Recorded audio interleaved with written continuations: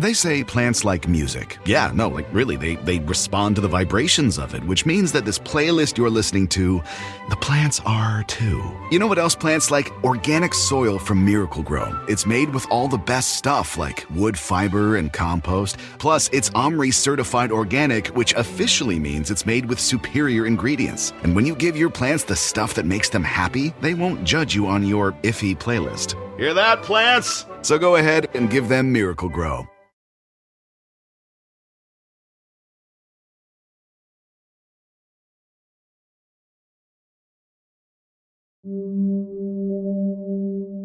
On the last, complicit. They did Baker Act her from June 1st until June 8th. I believe there's an antipsychotic in a pharmacy waiting for Lauren. I read the note. I have the note. I have pictures of it. She didn't say that. It wasn't really a suicide note. You know, she was on doctor-prescribed medication. I think that Lauren was fighting like hell to live. You know, she wanted to be happy.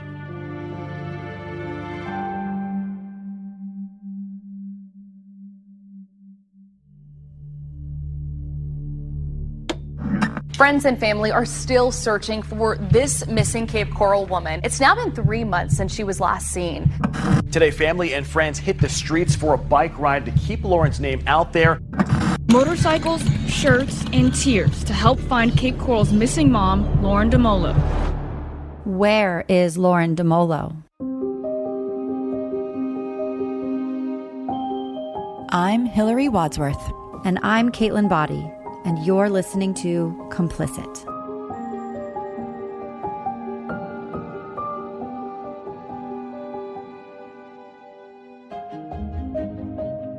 Chapter 16. We Ride for Lauren. Now we've told you everything we know about the events leading up to the day Lauren disappeared. There was quite a bit that had been going on in Lauren's life. And while everything does seem to hover as relevant to her disappearance, there was no definitive proof that any of it was related. The police were still tracking down leads, still investigating evidence, but they still had no answers. We'll now pick the story back up from where we left off in episode 3.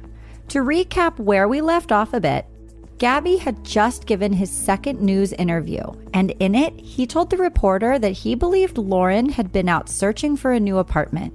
He said that maybe someone had taken advantage of that and something happened. And alongside Gabby mentioning an apartment search, the same maintenance man who told police that he had seen Lauren the morning of Friday, June 19th, also told police that Lauren had approached him earlier the previous afternoon on June 18th to ask him if he knew about any available apartments because she had to get out of a bad situation. In the meantime, Paul, Cassie, and Lindsay had continued their own searches, continued doing news interviews, continued to get Lauren's name out to the public, and it did help garner more attention. By now, national news coverage had taken hold, and Lauren's story was plastered across Dateline, Oxygen Network, People magazine. John Walsh and even Dr. Oz wanted to talk. But on the ground, Lauren's case seemed to be growing colder by the day. Lauren's angels, though, were just getting started, and they were about to turn up the heat. Danny and her core group of searchers weren't giving up. And they had an idea to make Lauren's story more personal to the community, to physically bring people together and get them involved and interested in Lauren. They began organizing what was to become the first of many community-driven events to keep Lauren's name and face shining bright in the area, loud and clear. The event was called We Ride for Lauren. Its goal was not only to raise awareness, but also to raise funds, and was set for Saturday, October 3rd, 2020, which would be 3.5 months since Lauren disappeared. The kickoff for the event was to be a motorcycle ride through the streets of Cape Coral and all the noise and hoopla surrounding that. Paul is a big biker, a Harley guy, and this ride for Lauren was his way of fueling awareness, literally through the streets. It would end at a local restaurant and be a family fun day for all.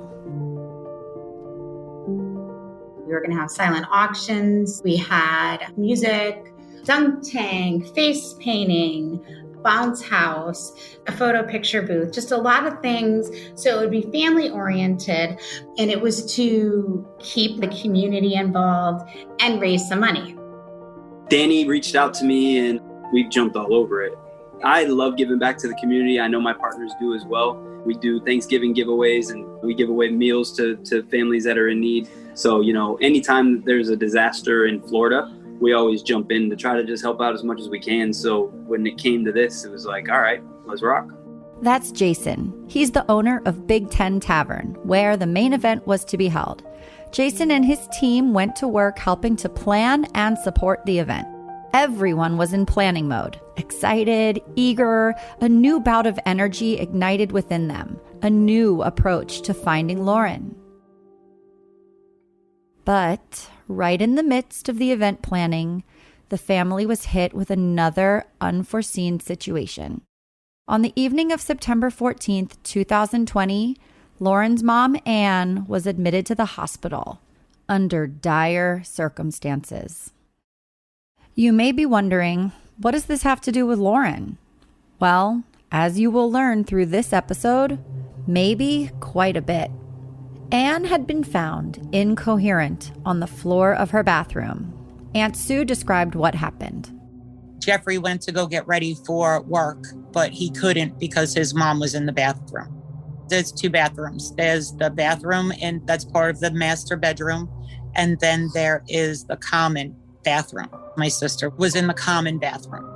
Victor was the last person to see my sister in the morning. So he, I imagine, went in the bathroom, kissed her goodbye, said, have a good day. That's what I understand there. So they had left for work. Remember, Victor and Jeffrey work for the same company, and they both live in the apartment. So far, this seemed like a relatively normal morning to Jeffrey. No cause for alarm. But later that evening, there would be panic. Jeffrey had come home from work ahead of Victor and had walked in, went to go into the bathroom, and the bathroom door was locked. So banged on it. Mom, no response. Kept banging on it. Mom, no response. Lindsay remembers the panicked call from her brother, Jeffrey. Jeffrey called me and said, "Oh my God, there's something wrong with Mom." He tried to get into the bathroom a few times, but it was locked. And then he just kept knocking. So he kicked the door in. And when he kicked the door in, he found his mom laying on the floor in a fetal position, not very coherent. So he called 911. Anne had been in that bathroom since Jeffrey and Victor had left for work that morning, which was about 9 hours earlier. And the bathroom door had been unlocked at the time. When Jeffrey found his mom, Anne's arms and legs had turned blue. The ambulance arrived within minutes and took her to the hospital. She was in and out of consciousness. She was very sick.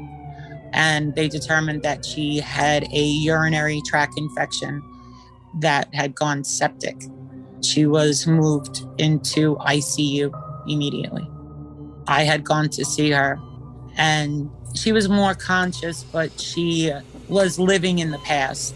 She recognized me, which was great. But she also, my parents are deceased. And she really thought my parents were coming up to visit her.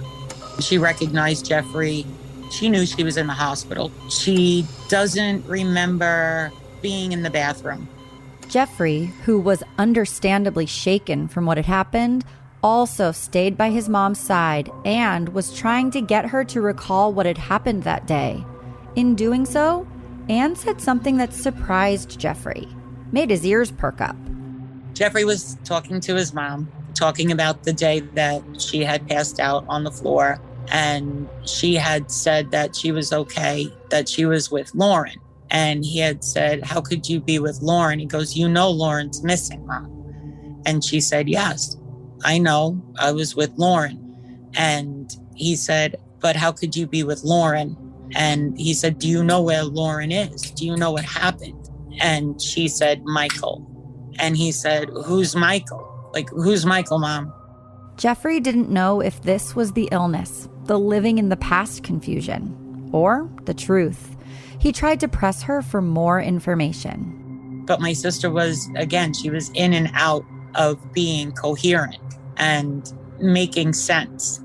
And he kept trying to talk to her about Michael after that. And she just didn't remember anything. There was nothing. So then I had tried to bring up Michael different times, and I got nothing from her.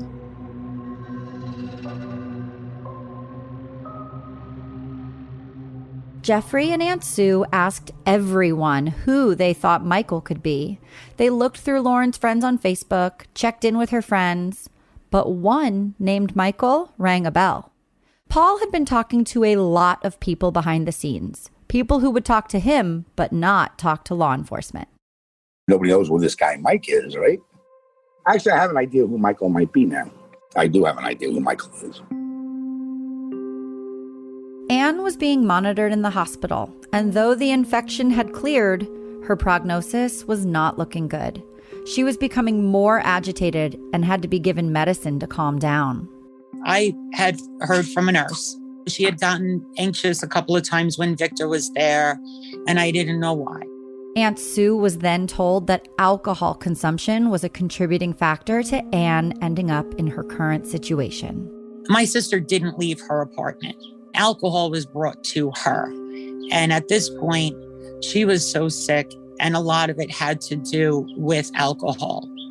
And I was so upset over that.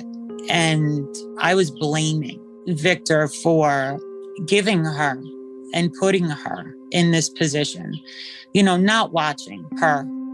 After learning that long-term alcohol consumption had played a role in landing her sister in the hospital, coupled with the news the nurse had told her about Anne becoming agitated when Victor visited, she decided to limit visitors to immediate family only, which excluded Victor, since they were not technically married. And the hospital agreed.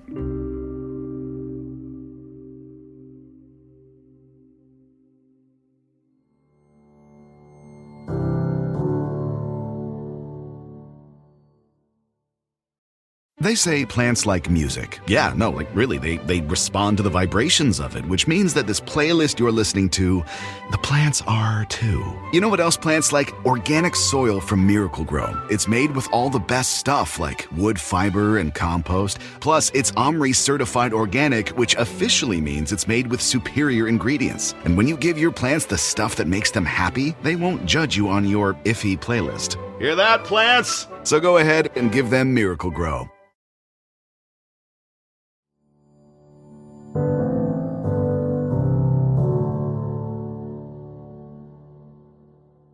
Anne's condition, though now worsened more by the onset of pneumonia, had been somewhat stabilized, and the family could now bring part of their attention back to Lauren. On Saturday, October 3rd, the first annual We Ride for Lauren event kicked off, and it was the talk of the town. Wink News was all over the event, broadcasting live. And today, friends and family have organized a special ride event in hopes of getting answers on where Lauren Dumolo is. Now, the ride will begin here at Big Ten Tavern in Cape Coral. Today, they're hoping to get some more answers with the Ride for Lauren event at the Big Ten Tavern starting at 9:30. Paul was especially geared up for the motorcycle ride. He had a custom motorcycle jacket made with Lauren's face on the back and the words, "We Ride for Lauren," encircled around her portrait. The We Ride for Lauren event was huge. Paul's a motorcycle rider, so that helped a lot because they wanted to support their fellow, bike rider. Signs with Lauren's missing poster were displayed in almost every yard by now, which fueled the purpose for the riders along the way. The Cape Coral Police Department even closed streets for the ride and posted officers along the way so the bikers would have a clear path. Lauren had literally stopped traffic. The community embraced the family and Lauren's story as if it were their own. We ended up reaching out to as many people as we could to get as many donations as we could, to get as much money as we could.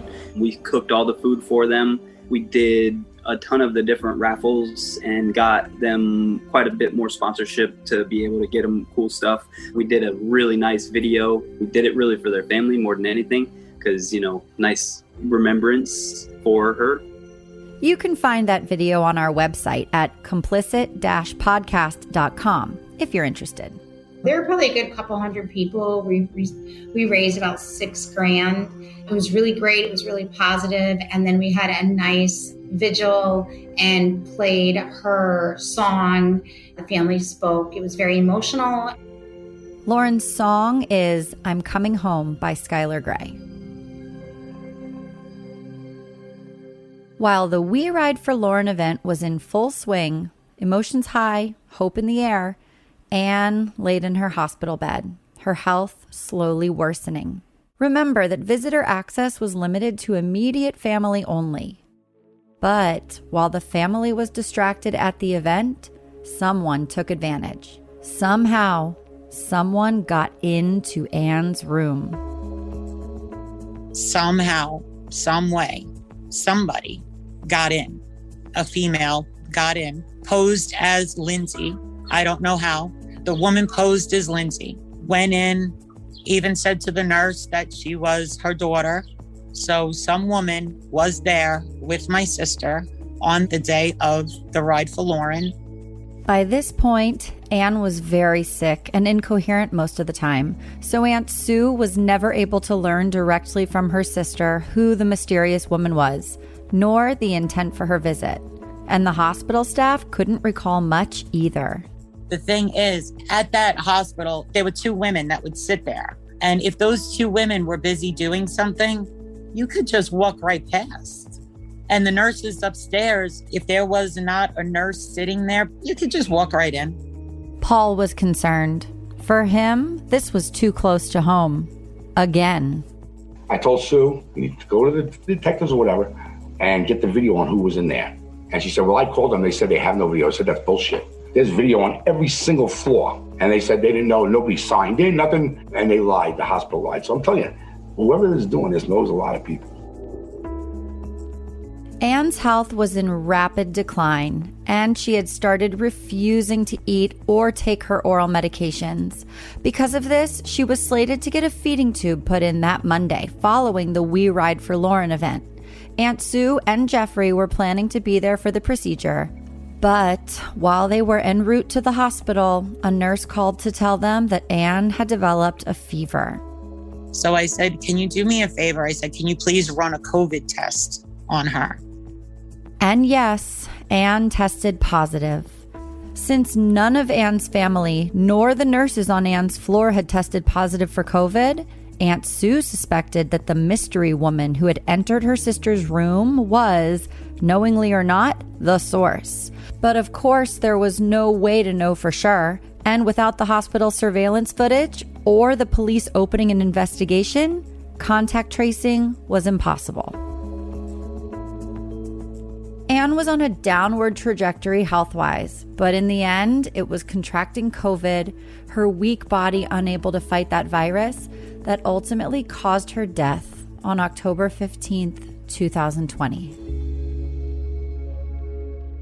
She passed away 2 days after her 60th birthday, and I was able to hold her hand and say goodbye to her. I told her, I promised her that I would forever be here for her kids and her grandbabies. I would make sure that they remembered her and that I will never stop looking for Lauren and that I'll bring Lauren home and that I loved her.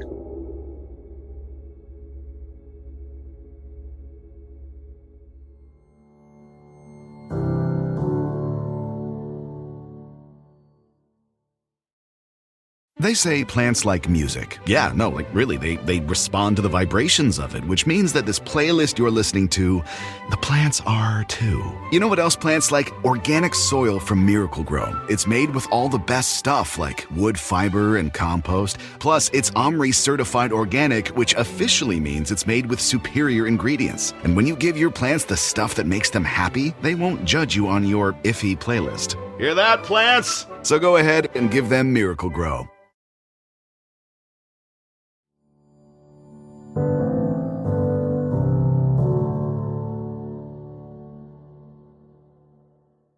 Chapter 17. The Maintenance Man. So much had happened so quickly with Anne. Why was she on the bathroom floor in the first place?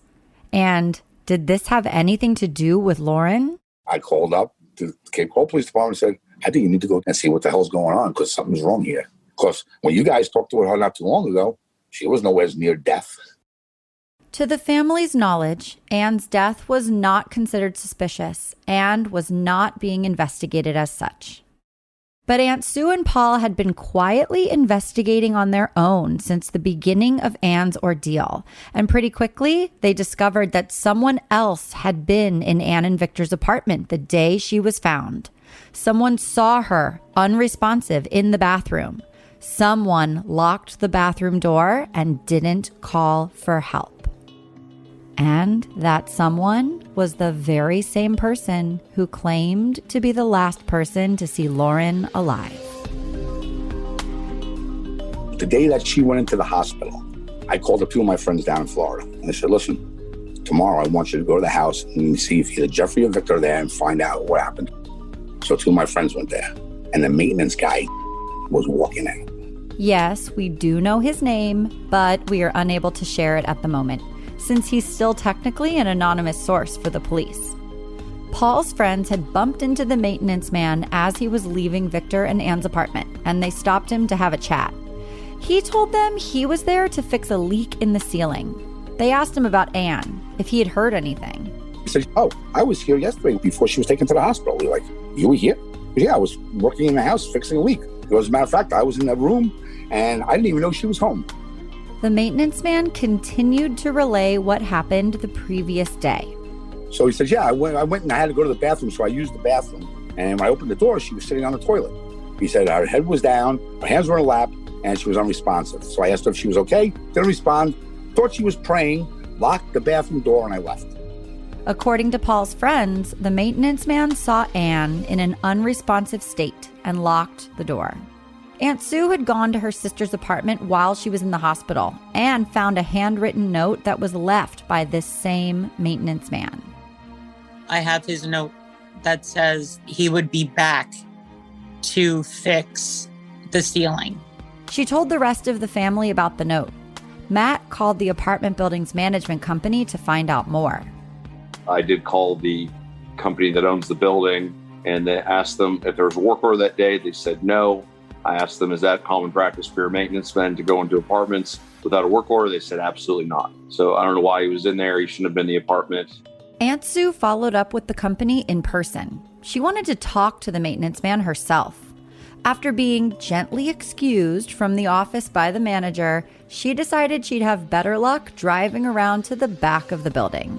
She waited there to see if the maintenance man would use that entryway. And that's how I found him, when I waited in the back. And I confronted him. And first he thought I wanted to talk to him about Lauren, which I thought was very strange. That's the first name he said to me. She asked him about being in the apartment the day her sister was found in the bathroom. And he tried to deny he was there. And I said, you can't deny you were there. I said, I have your note that you wrote. After he did recall being in the apartment, Aunt Sue pressed on. And then when I said to him, why wouldn't you call a paramedic? He did not know what to say. And then I said, better yet, why don't you call Victor? And he goes, Victor, acting like he doesn't know who Victor is. He knows who Victor is. Meanwhile, Danny was, at this point, very involved in Lauren's case. So much so that she was even given access to speak with Detective Jones on behalf of Paul, since she was a local and he was back and forth between Cape Coral and California. She had a meeting with Detective Jones while Anne was still in the hospital to get an update on Lauren's case. When I spoke to Detective Jones during that meeting, he said, we just want to know a lot of things, like what was Lauren wearing that day? Since the police station was relatively close to Anne and Victor's apartment, Danny decided that after her meeting with Detective Jones, she would see if Victor was home to talk to him more about Anne's situation and see if he recalled anything more about Lauren that would be helpful to the case. When I went to the apartment, there was a man who had just shut the door, and I said, "Hey, is Victor there?" And he just turned around super fast, and he introduced himself as the maintenance man. Danny knew who he was. Danny then asked him if he knew anything about Anne, and he responded with the same account he had given Paul's friends of what happened that day. But then he continued. He said to me, "It's crazy. I was the last person to have seen her." He said he didn't really know the tenants or Gabby. He just knew them by face because he fixed things at the apartment. With Detective Jones' question in mind, Danny asked him if he remembered what Lauren was wearing when he saw her back on June 19th.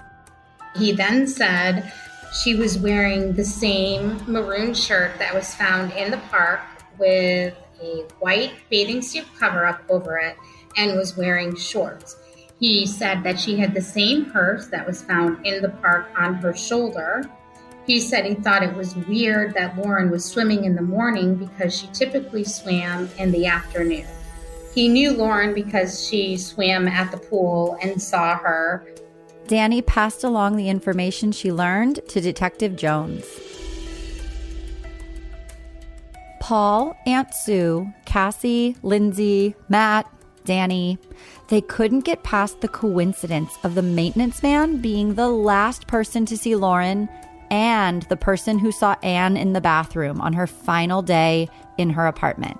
They started looking into his past a bit more, and they found an interesting connection between this maintenance man and Gabby. They both had lived in Racine, Wisconsin, and they lived within 12 miles of each other. Remember, when Paul had looked up Gabby's records, he found he lived in and had court records in Racine, Wisconsin. Paul couldn't get over the coincidence of it all. There was no work order for that. He never was supposed to be there. I don't know, another coincidence? Is it another coincidence? That same guy is the last one to see my daughter? That day when supposedly she was walking home at 8:15 in the morning. The same guy lived 12 miles away from Gabby in Wisconsin. Maybe they knew each other, maybe they didn't, but they both ended up in Cape Coral. They're both involved in a missing persons report. The maintenance man, Michael. More paths the case could take. I mean, you got so many people. You got so many mixed up scenarios. But so far, none had led them to Lauren. On the next, Complicit.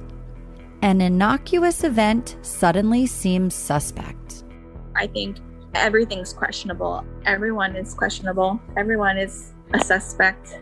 The evidence doesn't support the account. I said, let me ask you a question. Where is that video? No answer. The family wants access to the case file. We've asked to see the videos. They will not let us see it.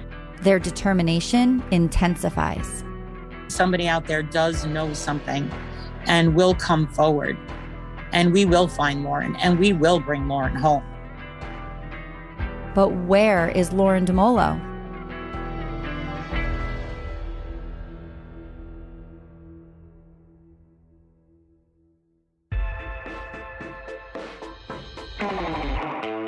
Hey Complicitors, if you're following along with us as we release episodes weekly, you'll notice there won't be one this coming Monday.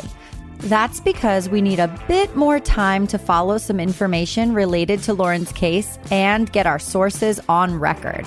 Be sure to subscribe so you don't miss the next episode. Thanks for your patience. Thanks for listening to Complicit, a true mystery podcast about the disappearance of Lauren Dumolo. If you have any information about the disappearance of Lauren Dumolo, please call 1-800-780-TIPS. That's 1-800-780-8477. Or go to www.capecops.com/tips. Or you can text a tip to CRIMES. That's 274637. Tips can be left anonymously, and there is a reward currently being offered for information leading to an arrest. Be sure to subscribe for future episodes and continued developments in Lauren's case.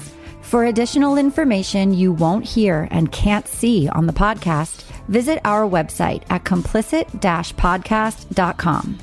Also, be sure to follow us on social media, on Facebook at Complicit Podcast, on Twitter at complicit_pod, and on Instagram at complicit_podcast. Complicit is a production of Seventh Guest Productions and produced by Resonate Recordings.